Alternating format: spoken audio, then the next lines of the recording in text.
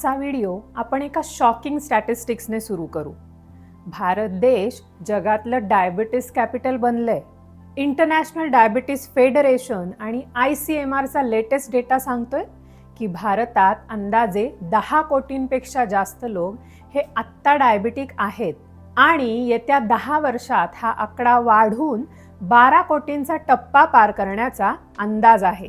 म्हणजेच प्रत्येक दुसऱ्या घरात कोणी ना कोणी डायबिटीस या आजारासोबत झुंज देते. लोक याला साखरेमुळे होणारा आजार असं समजतात, पण डायबिटीस हा एक लाईफस्टाईल एपिडेमिक आहे. चुकीच्या जीवनशैलीमुळे एकाच वेळी बऱ्याच लोकांना होणारा आजार. तुम्ही जे काही खाता ते कसं खाता, केव्हा खाता, सगळंच डिरेक्टली तुमची शुगर कंट्रोल आणि इन्सुलिन रेझिस्टन्सला इम्पॅक्ट करतं. आणि सगळ्यात मोठी समस्या तर ही आहे की अजूनही बऱ्याच लोकांना हे वाटतं की डायबिटीस हा कधीही न बरा होणारा परमनंट आजार आहे. एकदा जर झाला तर लाईफ लॉंग इन्सुलिन आणि औषधं घ्यावी लागणार. पण खरं हे आहे की डायबिटीस पूर्णपणे रिव्हर्स करता येतो आणि याचं प्रूफ माझ्या क्लिनिकमध्ये येणारे पेशंट्स आहेत. नमस्कार मंडळी, मी doctor Pooja, founder of doctor Pooja's homeopathic clinic, Kothrud, Pune.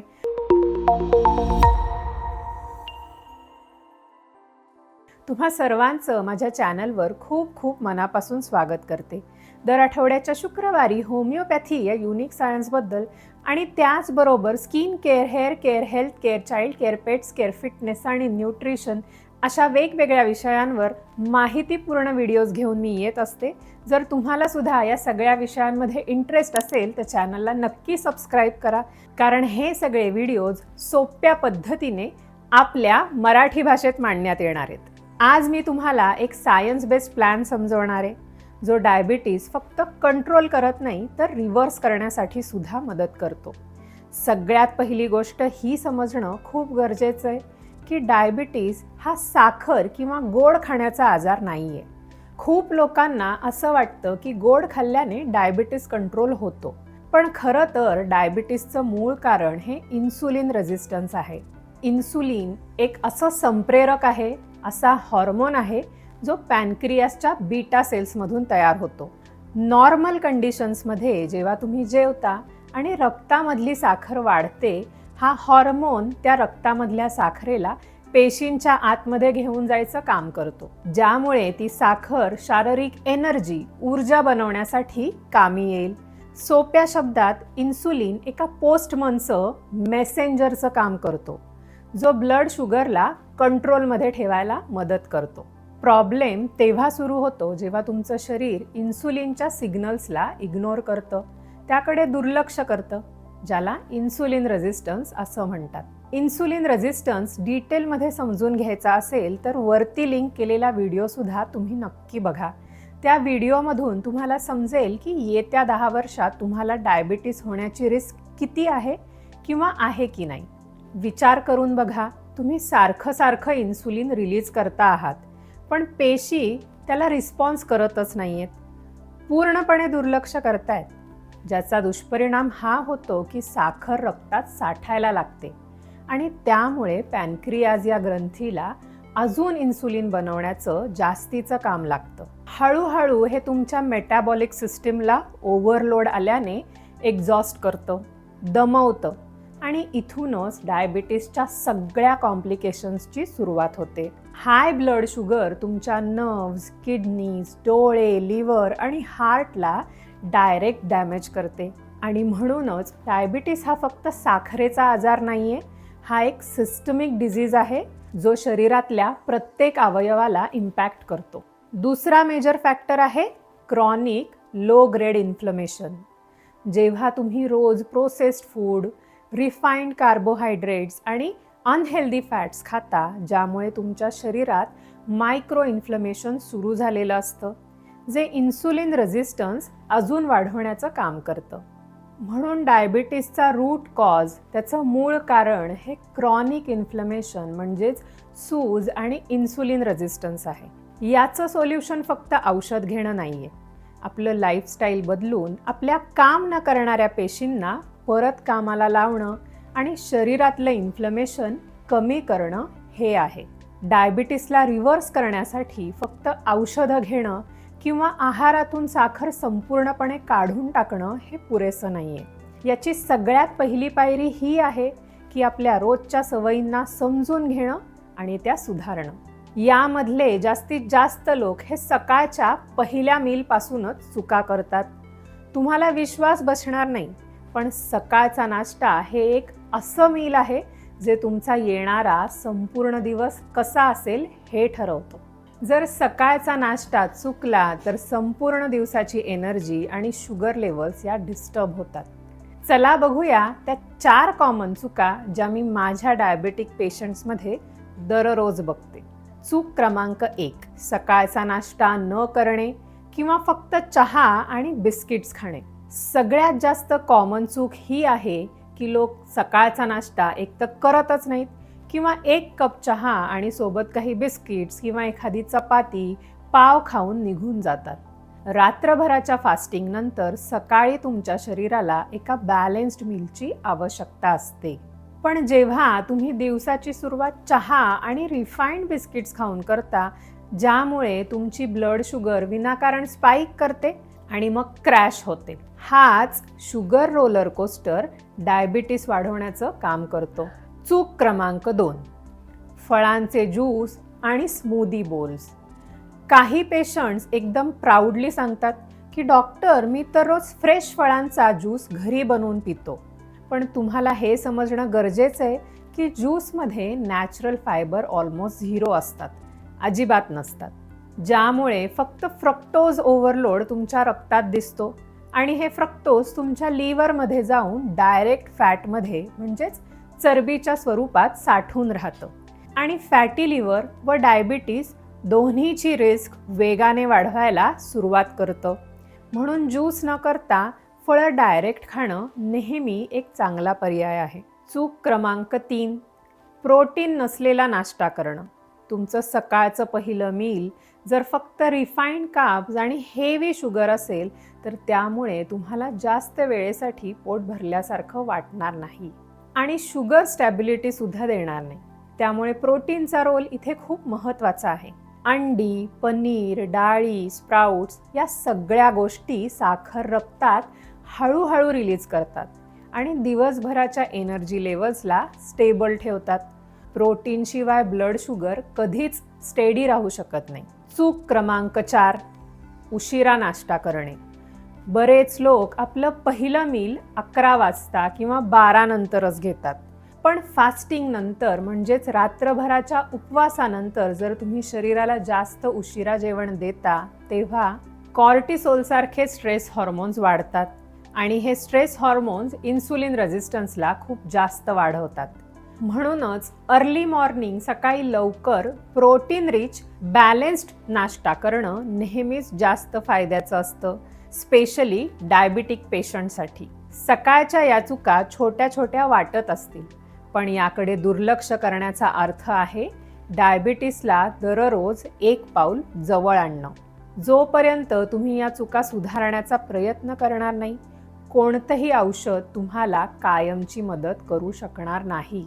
आता तुमच्या लक्षात आलंय की सकाळच्या नाश्त्यामध्ये कोणत्या चुका टाळायच्या आहेत ज्या डायबिटीस वाढवण्याचं काम करतात. फक्त चुका टाळणं हेच पुरेसं नाहीये. तुम्हाला स्पष्टपणे समजून घ्यायचंय की कोणते पदार्थ डायबिटीस वाढवतात आणि कोणते पदार्थ डायबिटीस रिव्हर्स करतात. कोणते पदार्थ खाणं टाळायचं आहे? Refined carbohydrates and sugary foods, पांढरा ब्रेड, मैदा असणारे A to Z products, biscuits, cakes, bakery, Mithai, Cola, package fruit juices या सगळ्यात फायबर अमाऊंट ऑलमोस्ट 0 असतं आणि साखरेचं, सोडियमचं प्रमाण खूपच जास्त. या गोष्टी लगेचच शुगर स्पाइक्स देतात, रक्तातल्या साखरेचं प्रमाण झटक्यात वाढवतात आणि लॉंग टर्ममध्ये सारख्या होणाऱ्या शुगर स्पाइक्स इन्सुलिन रेझिस्टन्सला आमंत्रण देतात. Number 2, processed meats. Bacon, sausages, hams हे सगळे पाकिटात फ्रीज करून ठेवण्यात येणारे नॉन-व्हेज प्रोडक्ट्स. हे हाय सोडियम आणि सॅच्युरेटेड फॅट्स, जे शरीराला अपायकारक असणारं फॅट असतं, त्याचे सोर्सेस आहेत. रिसर्चमधून हे समजलंय की प्रोसेस्ड मीट रेग्युलर खाणं हे डिरेक्टली लिंक्ड आहे डायबिटीसचं प्रोग्रेशन आणि हार्ट डिसीजेस वाढवण्यामागे. त्यामुळे ते खाणं अवॉइड केलं पाहिजे. फ्रेश चिकन, अंडी, मासे बेस्ट.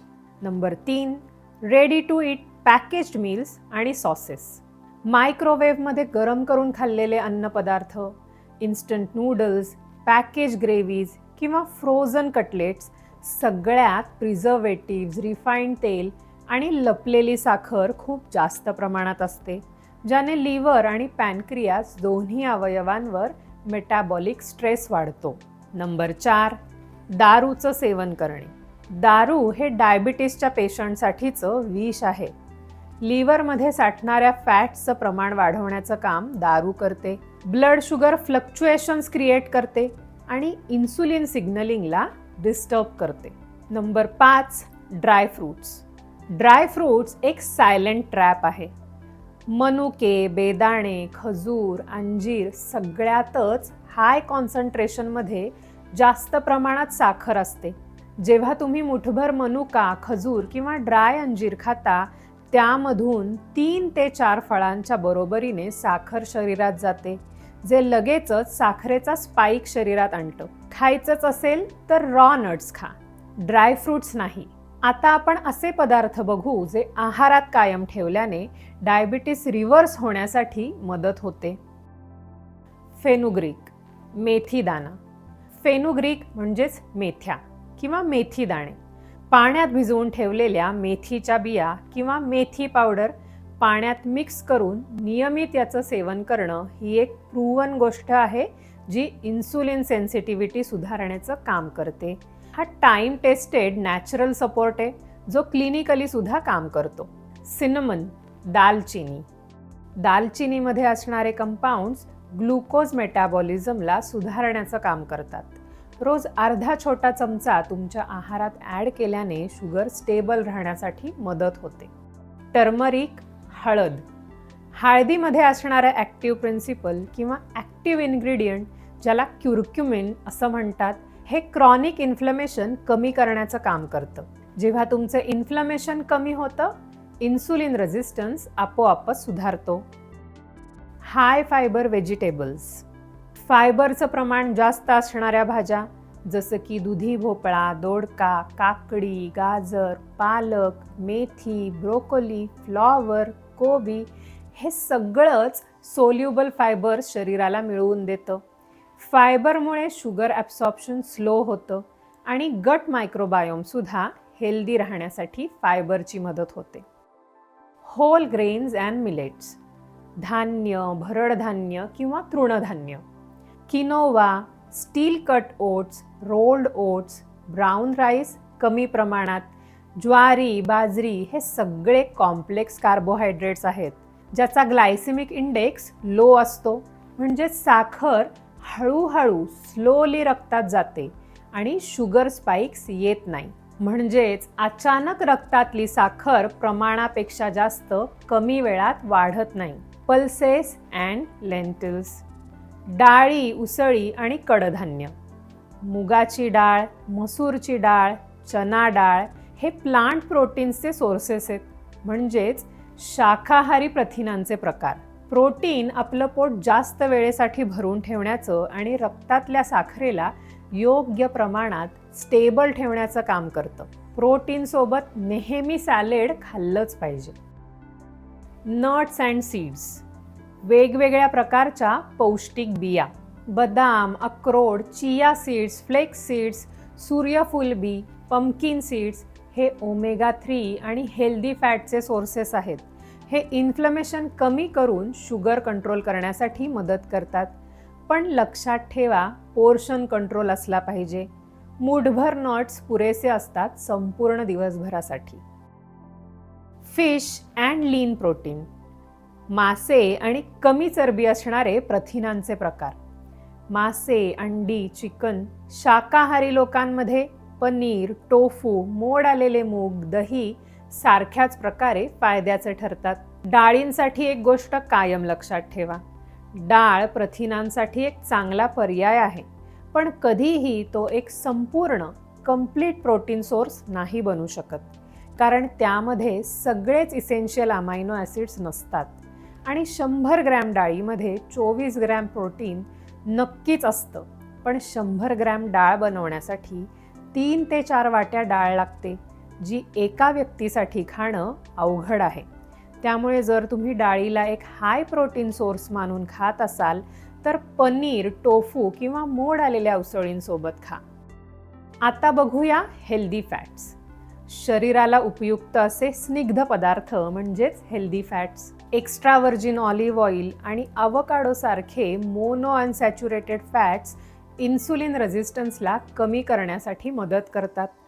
तळण्यासाठी नाही, पण सॅलड ड्रेसिंग्स आणि हलक्या आचेवर पदार्थ बनवण्यासाठी हे तेल बेस्ट आहे. Probiotic foods. घरी लावलेलं दही, ताक, आंबवलेले पदार्थ जसं की इडली, डोसा, ढोकळा, कांजी हे असे पदार्थ आहेत जे गट बॅक्टेरियाज वाढवतात आणि एक निरोगी पचनसंस्था ही डिरेक्टली बेटर शुगर कंट्रोलसोबत जोडली जाते. डायबिटीस रिव्हर्सलचा फॉर्म्युला सोपा आहे. जितकं तुम्ही रिफाईंड, पॅकेज्ड आणि प्रोसेस्ड पदार्थांपासून स्वतःला लांब ठेवाल, तेवढं तुमच्या पॅनक्रियाजला काम कमी लागणार आहे. पॅनक्रियाज रिलॅक्सेशनमध्ये जाणार आहेत आणि जितकं तुम्ही तुमच्या ताटात फायबर, प्रोटीन आणि natural anti inflammatory food add कराल, तेवढीच तुमची शुगर नॅचरली कंट्रोलमध्ये राहील. ही लॉंग टर्म आरोग्य छान सुदृढ राहण्यासाठीची एक योजना आहे असं आपण म्हणू शकतो. झटपट वजन कमी करण्याचा आहार किंवा क्रॅश डाएट अजिबात नाही. या सगळ्या चुकांपैकी तुम्ही किती चुका आत्ता सध्या करता आहात मला कमेंट्समध्ये नक्की सांगा. चहा बिस्किटने दिवसाची सुरुवात करणं, कॉर्नफ्लेक्सला हेल्दी समजून खाणं किंवा फ्रूट ज्यूसला नॅचरल एनर्जी ड्रिंक समजून चालणं, यापैकी प्रत्येक सवय तुमच्या पॅनक्रियाजवर एक अटॅक आहे. जोपर्यंत तुम्ही या चुका करणं थांबवणार नाही, तोपर्यंत कोणतंही मेडिसिन, मग ते अगदी इन्सुलिन इंजेक्शन असो किंवा गोळ्या, तुम्हाला फक्त टेम्पररी कंट्रोल देणारे कायमचं सोल्युशन नाही. डायबिटीस रिव्हर्सल हे एक रॉकेट सायन्स नाही आहे. हे एक सिम्पल लाईफस्टाईल चॉईस आणि सायन्स आहे. त्याचा फॉर्म्युलासुद्धा खूप सोपा आहे. प्रोसेस्ड आणि रिफाईंड फूड्स टाळा.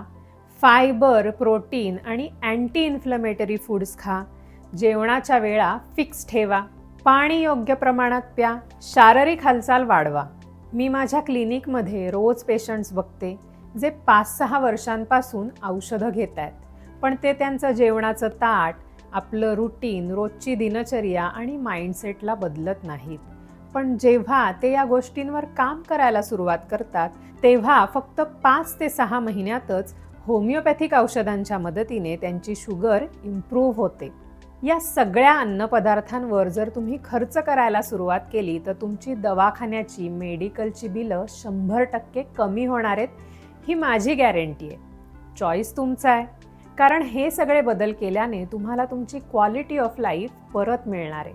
तुमचा थकवा, झोप न येणं, चिडचिड, सारखी लागणारी तहान, शुगर स्पाइक्स हे सगळंच हळूहळू बरं होणार आहे. माझी तुम्हा सगळ्यांनाच एक विनंती आहे, आपल्या लाईफस्टाईलची जबाबदारी तुम्ही स्वतः उचला. डायबिटीसला कधीही न बरा होणारा आजार असं समजून एक्सेप्ट करू नका. आजपासूनच जर तुम्ही तुमच्या आयुष्याला जगण्याला एक शिस्त लावाल तर तुम्ही तुमचा उद्याचा येणारा काळ नक्कीच वाचवू शकता. उद्यापासून तुम्ही कोणत्या गोष्टी बदलणार आहात मला कमेंट्स करून सांगा. धन्यवाद.